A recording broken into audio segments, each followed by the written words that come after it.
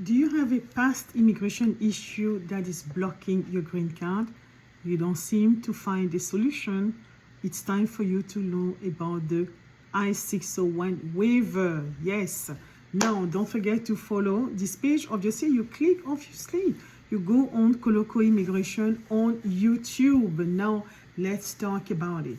Now, for those of you who need to have their green card, you file everything, but then there is something in the past that actually won't allow you to get your green card.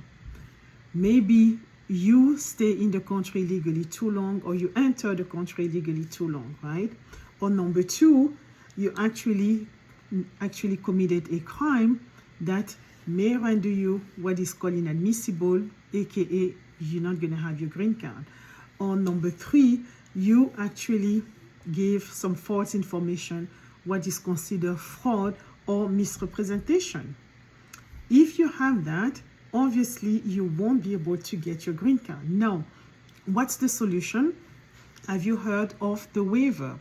The waiver, here known as the I-601 waiver, it's a way for you to actually obtain your green card, but not just because you're asking for it.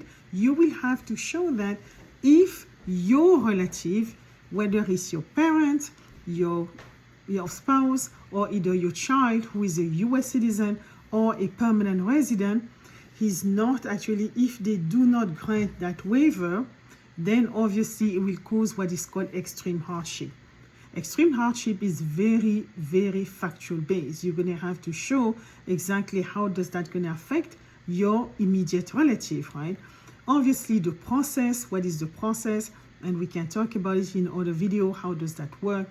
You will have to file the application with USCIS, accompany with evidence of extreme hardship to your family member, obviously, and then that's the way, if it is approved, for you to get a green card. Now, if you think that you need help regarding obtaining a waiver and then ultimately your green card, but don't hesitate to actually get in contact with us.